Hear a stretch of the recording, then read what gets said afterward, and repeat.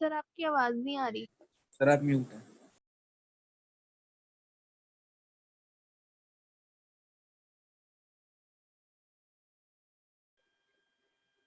अच्छा अब ठीक है।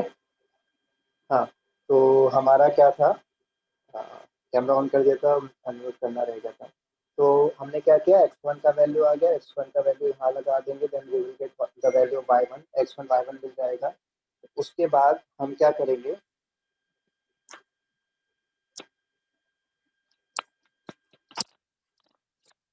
आवाज आ रहा है?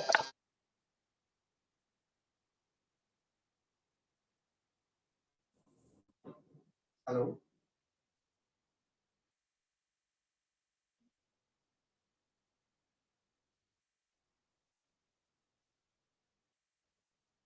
हाँ बेटा, तो हमारा x1 y1 आ गया। x1 y1 के बाद x1 ये है हमारा, x1 को हम यहाँ कहीं लगा देंगे तो हमें y1 मिल जाएगा, x1 y1 मिल जाएंगे। तो उसके बाद हमें इक्वेशन नंबर ए भी लगाना है, क्योंकि इक्वेशन ऑफ नॉर्मल निकालना था। इक्वेशन ऑफ नॉर्मल ये रहा, आंसर आ जाएगा डायरेक्ट। ठीक, कोई दिक्कत बेटा? समझ आ गया?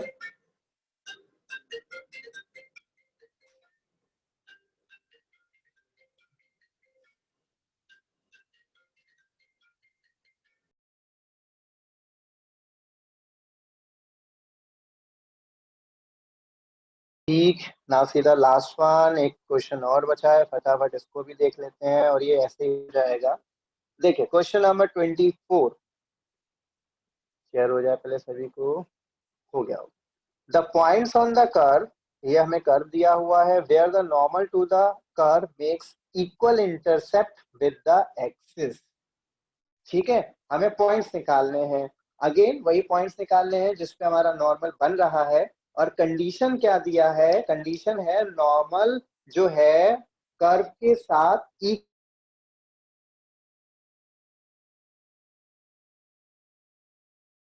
Sorry where the normal to the curve except with the axis. ठीक है, कंडीशन दिया है मेरा, तो बताइए कैसे करेंगे ये क्वेश्चन,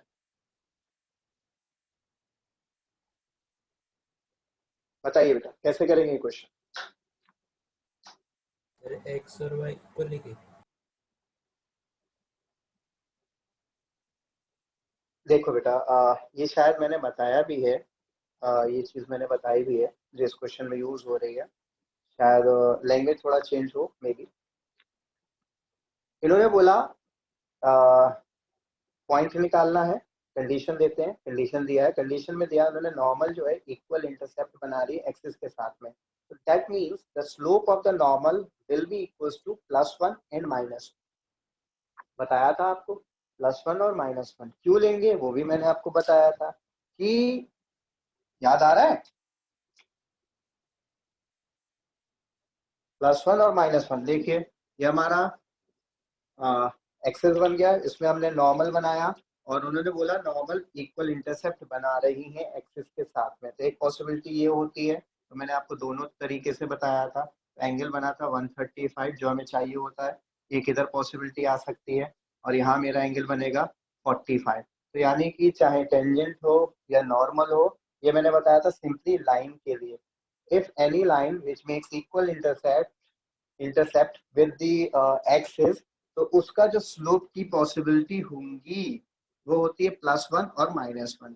+1 और -1 क्यों, क्योंकि आपने बोला है इक्वल इंटरसेप्ट एक्सिस के साथ बना रहा है, तो वहां पे दो केसेस होते हैं, एक तो ये केस हो सकता है यानी एंगल 135 बने, inclination that is the theta, और या फिर 45 बने। तो दो पॉसिबिलिटी है, 1035 1045 एंड 10 135, तो वहां से स्लोप निकलता है +1 और +1 एंड -1, तो दो पॉसिबिलिटी होती हैं।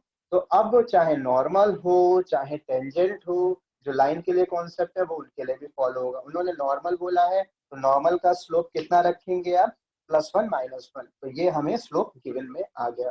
टेंजेंट होती तभी भी +1 -1 होता, क्योंकि ये लाइन के लिए वैलिड है और लाइन टेंजेंट नॉर्मल लाइन ही होती है। So what we have to do, इस क्वेश्चन में मेरे को स्लोप दे रहा, मतलब स्लोप मेरे को dy/dx sorry slope of normal निकालना है कर्व से और उसे +1 -1 के इक्वल रख देना है।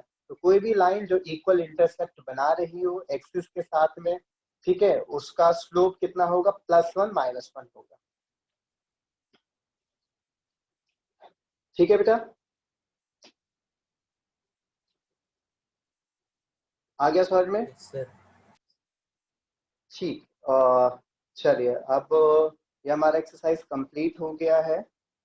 अ, एक एग्जाम्पल पूछा था, वो मैं बता देता हूँ, अच्छा एग्जाम्पल है।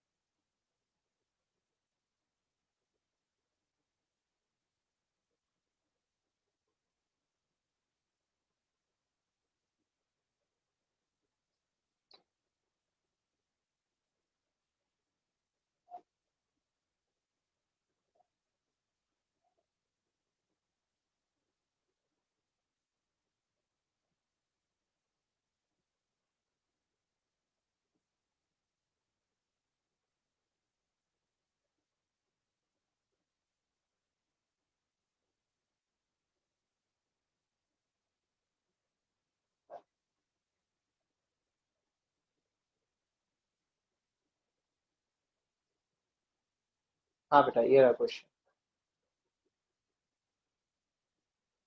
Question number 38।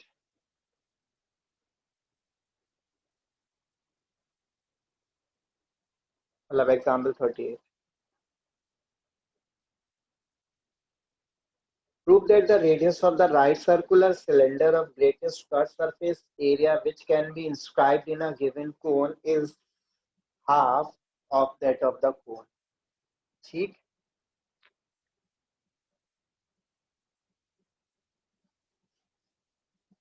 अच्छा क्वेश्चन है ये, और इसमें एक्चुअली कुछ भी गिवन नहीं है,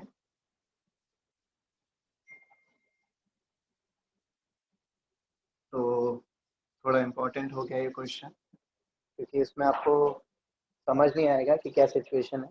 रेडियस को हमें प्रूव करना है, सिलेंडर का रेडियस है जिसका कट सरफेस एरिया ग्रेटेस्ट है, और कहाँ बन रहा है वो, कोन के अंदर बन रहा है, inscribed in a given cone is half that of the cone, मतलब वो रेडियस, दोनों के रेडियस में रिलेशन प्रूव करना है, वो कोई दिक्कत नहीं है। तो सबसे पहले फिगर बना लेते हैं, जैसा फिगर है हमारा उसके अकॉर्डिंग चलते हैं। तो क्या बोला है उन्होंने, को सिलेंडर, सिलेंडर कोन के अंदर है, पहले कोन बनेगा, ठीक, अब इसके अंदर हमारा बना देते हैं सिलेंडर।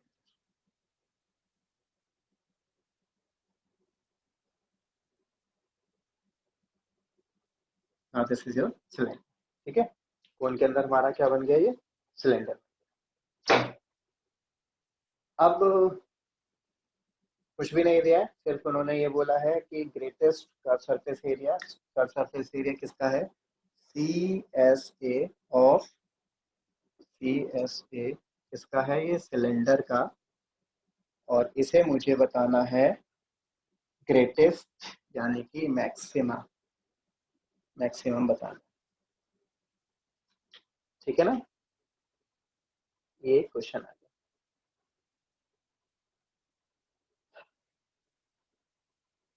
अब देखिए इसमें क्या करेंगे, इसमें हमें कुछ भी गिवन नहीं है, और हो सकता है मैं सिंप्लीफिकेशन जो बुक में दिया उससे अलग चला जाऊं, तो सिर्फ करने के तरीके बदलते हैं, लेकिन कॉन्सेप्ट वही रहता है। यहाँ पे जो मेरा कोन है, उन्होंने बोला गिवन कोन, गिवन कोन में उन्होंने डायमेंशन नहीं दिया मेरे को, ना रेडियस ना कुछ, कुछ भी डायमेंशन नहीं दिया, गिवन कोन बोल दिया।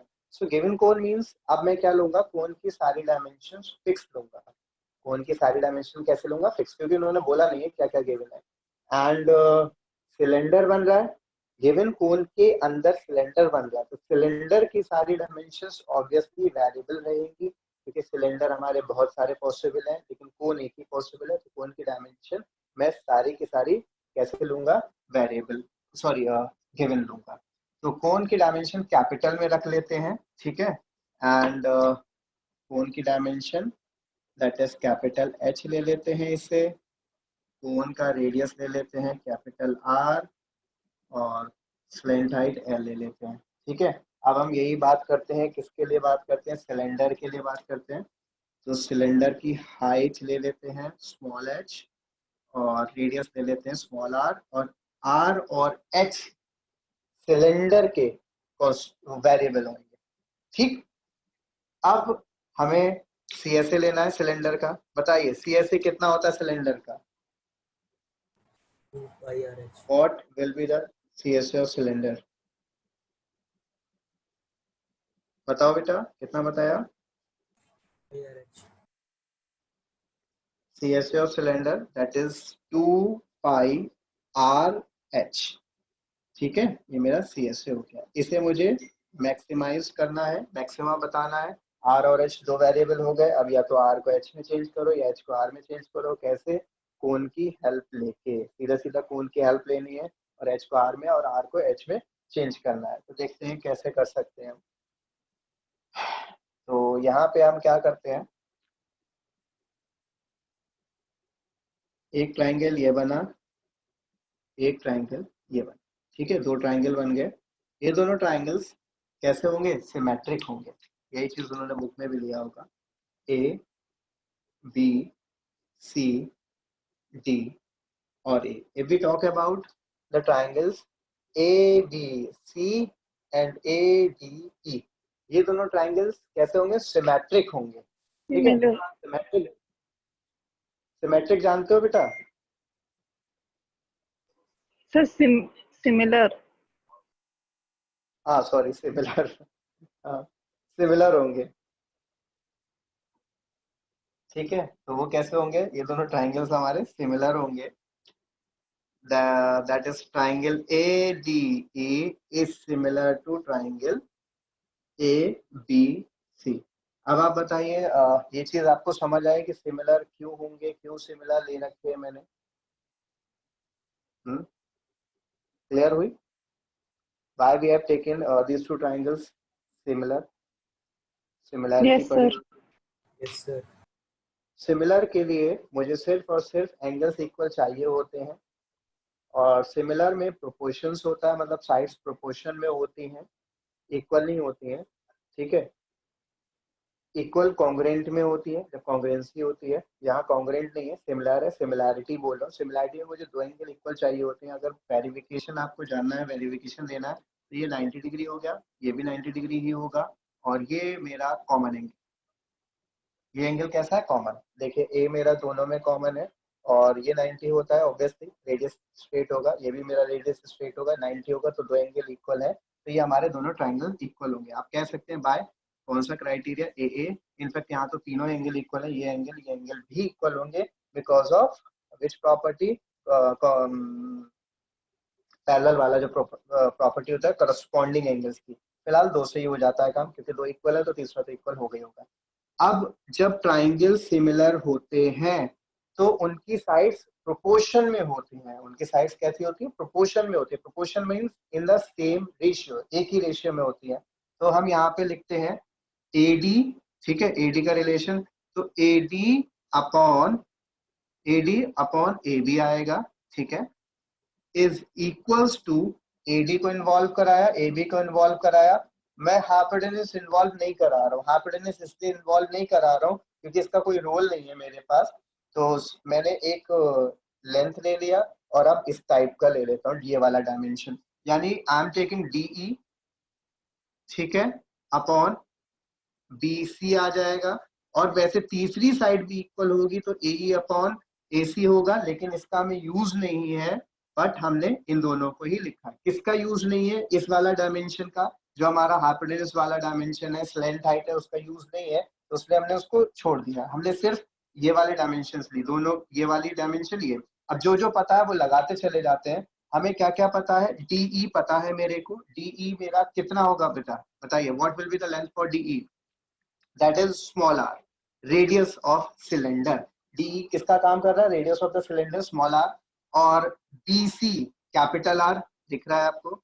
अब बात करते हैं एडी, एडी मुझे नहीं पता लेकिन एबी पता है, एबी कितना है मेरा, AB AB AB AB that is capital H, AB कितना है कैपिटल एच। अब मैं एडी मुझे पता नहीं है लेकिन मैं निकाल सकता हूं, ये मेरा पूरा एच है और यहां से यहां तक कितना है, स्मॉल एच है। तो बताइए ये लेंथ कितना होगा, H minus small h.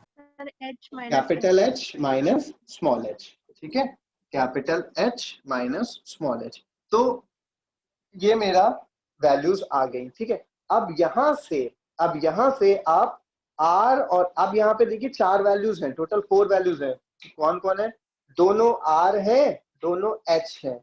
अब जो दोनों आर है दोनों एच है, तो कैपिटल वाले की अगर मैं बात करूं तो कांस्टेंट है, कैपिटल आर कांस्टेंट है, कैपिटल एच कांस्टेंट है। अब बचा क्या, स्मॉल आर बचा, स्मॉल एच बचा। तो इसका मतलब है आर और एच का कन्वर्जन हो गया, ये क्या हो गया मेरा, आर और एच का कन्वर्जन हो गया, जिसको हम यहाँ पे लगा सकते हैं। सो फ्रॉम हियर, जिसको यहाँ पर लगा देंगे, so from here either we can find the value of R और we can find the value of H. R का निकाल देते हैं, सिंपल आ जाएगा, ये हो जाएगा R H minus R small H upon capital H is equals to R, ठीक है, ये आ जाएगा। अगर आप इसमें कंफ्यूज हो रहे हो तो आप इनको वैल्यूज को ऐसी वैल्यूज में चेंज कर लो जो फैमिलियर है। फैमिलियर का मतलब हुआ मैं एक्स और वाई में चेंज कर सकता हूँ जिससे कि कंफ्यूजन आपको नहीं रहे। अगेन इसको वाई ले लेता हूँ, the height of the cylinder I am taking Y, और जो रेडियस है उसको एक्स ले लेता हूँ, तो आपको थोड़ा सा फैमिलियर हो जाएंगे एक्स और वाई में। तो यहाँ पर हमारा एक्स और वाई बन जाएंगी डायमेंशंस, जैसे हमने पहले भी किया हुआ था, ठीक। अब यहाँ पे ये मेरा y है, पिछले क्वेश्चन में भी हमने ऐसे ही किया था, और ये x है, इससे जल्दी समझ आएगा। तो आपने x और y का वैल्यू निकालेंगे, या तो x का वैल्यू निकाल देंगे या y का, तो हमने y का वैल्यू x का वैल्यू निकाल दिया। अब ये वैल्यू रिप्लेस कराते हैं, देन CSA यानी कर्व सरफेस एरिया बन जाएगा 2 पाई, और x का वैल्यू निकाल दिया है R H minus R Y upon capital H into into into Y, ठीक है। y को अंदर मल्टीप्लाई कराइए और r को बाहर ले लीजिए, h को भी बाहर ले लीजिए, ये r कॉमन आके बाहर आ जाएगा, ठीक है। h हमारा नीचे वाला बाहर, y अंदर भेज दीजिए, ये हो जाएगा H Y minus Y square. Now ये आपका फंक्शन तैयार हो गया, किसमें तैयार हो गया, थोड़ा सा अलग टाइप का फंक्शन बना है, थोड़ा टिपिकल लग रहा है देखने में, बट सिर्फ और सिर्फ ये डिफरेंशिएट वैल्यू सारी देख लीजिए, आर और एच कोन की डायमेंशन है, कांस्टेंट है, एच भी कांस्टेंट है, वाई वेरिएबल बचा, डिफरेंशिएट करना है, सेकंड डेरिवेटिव टेस्ट लगाना है with respect to Y, Y के रिस्पेक्ट में हमारा इसमें सेकंड डेरिवेटिव टेस्ट आसानी से लग जाए, ठीक है। आगे समझ में, तो यहाँ पर अगर हमें कुछ नहीं दिया होगा और कोन और सिलेंडर होगा तो हम किसके लिए जाएंगे, similarity, similarity of two triangles, वहां से जाएंगे, और ये ए डी ई और ए बी सी दो ट्राइंगल ले लिए, उसमें सिमिलैरिटी होगी ही होगी, आप बता भी सकते हो चाहो तो, ये दोनों 90 डिग्री और ए कॉमन, तो by angle angle criteria these two triangles are similar, when the triangles are similar their corresponding sides are in proportion, means their ratios will be equal. तो रेशियोज हमने इक्वल रखे, hypotenuse वाली चीज का कोई use नहीं है, उसको इग्नोर कर दिया, क्योंकि ये हाइट और ये रेडियस के काम करेंगे, हाइट और रेडियस में चेंज किया, यहाँ से x और y दो में रिलेशन आ गया, x का वैल्यू निकाल दो या y का निकाल दो और रिप्लेस करा दिया।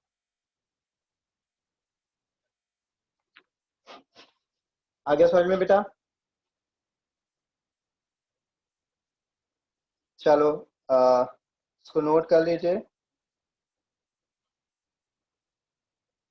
और एक और बताइए किसी को कुछ क्या क्या पूछना है, जल्दी से डाउट पूछ लो।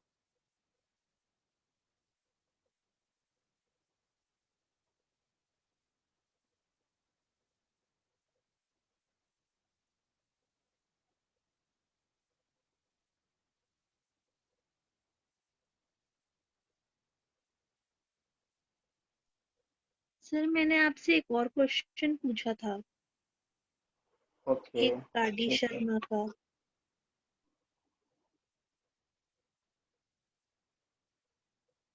नाम बताइए, मैंने नाम देखा नहीं, कौन सा? लक्षिता?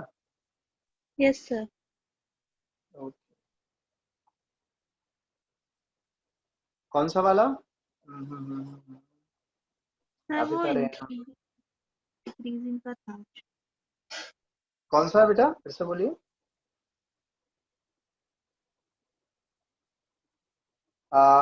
देखिए, एक तो हमारा ये है under root X plus under root Y वाला है, ठीक, ये पूछा था आपने। और उसके बाद पूछा है आपने, एक तो यही एग्जाम्पल था, और एक कॉटेक्स वाला था। सर एक मिनट, बस एक, हाँ सर एक मिनट मैं आपको फिर से सेंड कर देती हूँ। ठीक है, ठीक।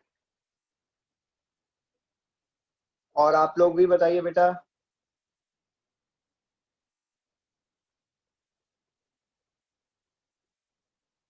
कौन कौन से क्वेश्चन पूछने हैं? जिसको पूछने हैं फटाफट या तो स्क्रीन शेयर कर देना, या व्हाट्सएप या चैट में लिख दो, बताइए जल्दी से। जिसको जो भी डाउट हो पूछ लो।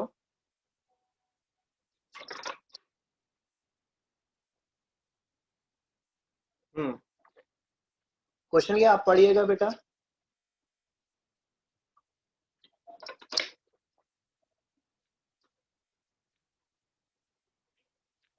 देखिए, मैंने आपको अभी अभी बताया था कि इसमें कहा है फाइंड द कोऑर्डिनेट्स।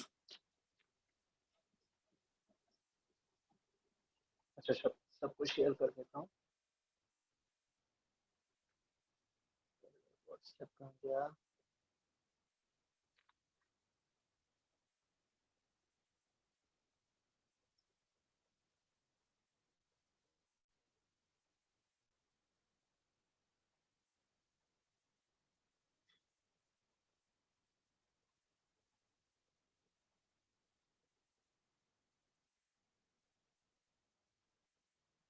देखिए, इसमें जो हमारा है क्वेश्चन,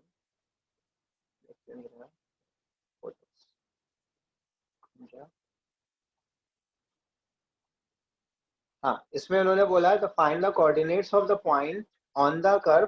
कर दिया है root X, that is example 13 शायद। रूट एक्स है प्लस रूट वाई है इज इक्वल टू 1 दिया, 4 दिया हुआ है, at which the tangent is equally inclined to the axis। तो टेंजेंट इक्वली इंक्लाइंड है एक्सिस के। तो बताइए स्लोप ऑफ टेंजेंट कितना लिया जाएगा? अभी अभी मैंने बताया था इक्वली इंक्लाइंड होगा एक्सिस से, तो कितना लिया जाएगा? +1 एंड -1। कितना लिया जाएगा बेटा? +1 एंड -1। ठीक है, नाउ अब क्वेश्चन में बोला था टेंजेंट इक्वली इंक्लाइंड है एक्सिस के साथ में, यानी कि हमारा स्लोप कितना लिया जाएगा टेंजेंट का? +1 -1। अब हम यहाँ से स्लोप निकालते हैं। तो यहाँ से जब आपने स्लोप निकाला होगा, तो जब हम डिफरेंशिएट करेंगे 1/2 root X plus 1/2 root Y D Y over D X is equal to 0, and from here D Y over D X will be equal to, पहले इसको उधर भेजा होगा, यानी कि √y अपॉन रूट एक्स, ये आ जाएगा। ठीक है, so according to the situation it will be equals to -√x upon root Y, sorry -√y upon root X. Now dy over dx, slope of tangent is also dy over dx, दोनों के equal रखेंगे, minus √y root X is equals to +-1। ठीक, अब ये जो minus है इसको मैं इधर शिफ्ट करूंगा तो कितना आ जाएगा? √y upon root X is equal to -+। Sign alter हो जाएंगे। साइन कैसे हो जाएंगे? ऑल्टर, जो माइनस था वो प्लस बन जाएगा और जो प्लस था वो माइनस बन जाएगा। कहने का मतलब है कोई फर्क नहीं पड़ेगा, क्योंकि आप ऐसे समझ लो या फिर आप ऐसे नहीं समझ पा रहे हो तो क्या करो, यहीं पर दो केसेस ले लो, एक प्लस के लिए और एक माइनस के लिए, तब क्लियर हो जाएगा। ये रूट एक्स रूट वाई ऐसे ही रखा is equal to +1, √y root X ऐसे ही रखा और एक बार -1, दोनों के इक्वल रखा। अब सॉल्व कर लीजिए यहाँ से, -√y is equal to √x on squaring both side, y is equal to कितना आ जाएगा, x आ जाएगा, एंड हियर अच्छा ये y is equal to x आ गया, ठीक है। अब y is equal to x, या आप यही इनफैक्ट यही वैल्यू लग रहने दो, क्योंकि आपके क्वेश्चन में भी यही दिया है।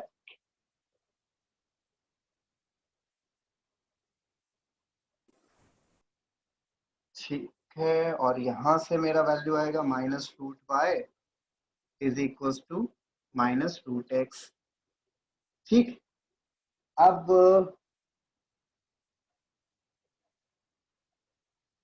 ये वैल्यू अगर यहाँ लगाओगे तो आपको नो सॉल्यूशन मिलेगा, मतलब वैल्यू नहीं मिल रहा है, नो सॉल्यूशन मिल रहा है। कैसे? मतलब मेरा दो रिलेशन आ गया, ये दो वैल्यूज आ गई, एक ये आ गया है, एक ये मतलब एक ये आ गया। अब इसको इसके साथ सॉल्व करेंगे, इसको इसके साथ सॉल्व करेंगे, माइनस से माइनस कट जाएगा, इनफैक्ट या माइनस से माइनस कैंसिल हो जाएगा। तो दो सिचुएशन आ गई, तो एक बार इसको इसको सॉल्व करोगे तो आपका नो सॉल्यूशन आएगा। नो सॉल्यूशन क्यों आएगा? √x का वैल्यू -√y लगाऊंगा, -√y माइनस +√y कट जाएगा, मेरा कितना बचेगा 0, 0 इज इक्वल टू 4, नॉट हमारा रिजेक्ट हो गया, 0 is equal to 4 not possible. तो इसका मतलब ये सिचुएशन हमारी पॉसिबल नहीं है। दूसरी चीज आप ऐसे भी देख सकते हो, ये रूट है और रूट की वैल्यू -√, कैसे आ सकती है भाई? रूट की वैल्यू माइनस में आ ही नहीं सकती, ठीक है। तो हमारा इसका मतलब ये भी है। दूसरा चीज नो सॉल्यूशन, तो आपने जब इसको वैल्यू लगाएंगे तो ये रिजेक्ट हो जाएगा, आपका सॉल्यूशन यहाँ से निकलेगा, ठीक है। सॉल्यूशन निकाल देते हैं, √x is equal to √y लगाएंगे या रूट किसी एक का भी वैल्यू लगाएंगे, √y का वैल्यू लगा देते हैं अपने क्वेश्चन में, दोनों रूट के हैं, सिंप्लीफिकेशन करते हैं, तो ये हो जाएगा 2√y इज इक्वल टू 4, कितना, √y is equal to 2, y is equal to 4। ठीक, y का वैल्यू 4 आ गया, बाकी x आप निकाल देंगे वहां। ठीक है बेटा? सर हाँ बेटा बताइए। सर ये +-1 कहाँ से आया, स्लोप ऑफ टेंजेंट? अरे मेरा डिस्कनेक्ट हो गया। अच्छा अच्छा अच्छा, एक चीज ये बत